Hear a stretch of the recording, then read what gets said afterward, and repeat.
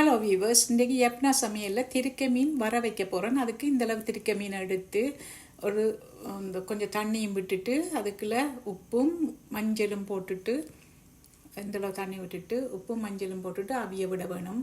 அதுக்கு மட்டமாக அந்த திருக்க மீனை மூடக்கூடிய அளவு தண்ணி விட்டுட்டு அவிய விடணும். நல்லா அவிஞ்ச பிறகு அதை எடுத்து துப்புராக்கி அந்த இதுகளை முள் எல்லாத்தையும் எடுத்து எரிஞ்சிட்டு அந்த சதையை மட்டும் எடுத்து அதோட உப்பு மஞ்சள்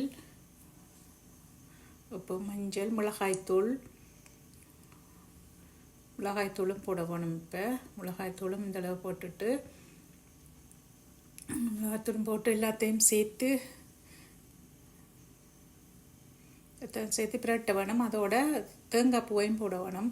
தேங்காய் பூவையும் போட்டுட்டு எல்லாத்தையும் நல்லா பிரட்டி எடுத்து வச்சுட்டு பிறகு வர செய்கிறதுக்கு தாளிக்கிறதுக்கு கடுகு சீரகம்லாம் போட்டு அது சூடாகி வர கருவேப்பிலை, இந்த சின்ன வெங்காயம், மற்றது பச்சை மிளகாயும் கொஞ்சம் போடலாம்.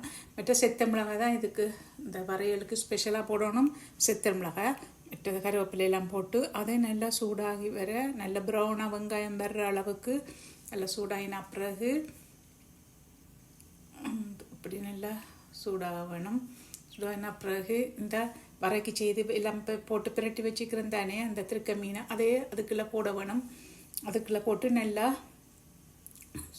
சூடாகி மட்டும் நல்லா வறுக்க வேணும். நல்லா பிரட்டி வறுக்க வேணும். இந்த வரை சோறு, புட்டு, இடியப்பம் என்னத்துக்கும் சேர்த்து சாப்பிடலாம். பானம், ரொட்டி எல்லாத்துக்கும் சேர்த்து சாப்பிடலாம். எல்லாத்துக்கும் இது நல்ல சுவையாக இருக்கும். இந்த வீடியோ உங்களுக்கு பிடிச்சிருந்தா லைக் பண்ணுங்க, கமெண்ட் பண்ணுங்க, ஷேர் பண்ணுங்க, சப்ஸ்கிரைப் பண்ணுங்க. ஓகே, தேங்க்யூ, பாய்.